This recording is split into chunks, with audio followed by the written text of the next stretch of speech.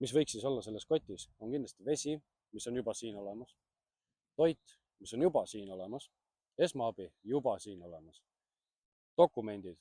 Dokumendid me võtame eraldi kaasa, me lisaks kirjutame ka veel informatsiooni selle jaoks, mis on kirjutamise jaoks ka olemas, tähendab, on kirjutamise jaoks olemas ka asjad siin sees.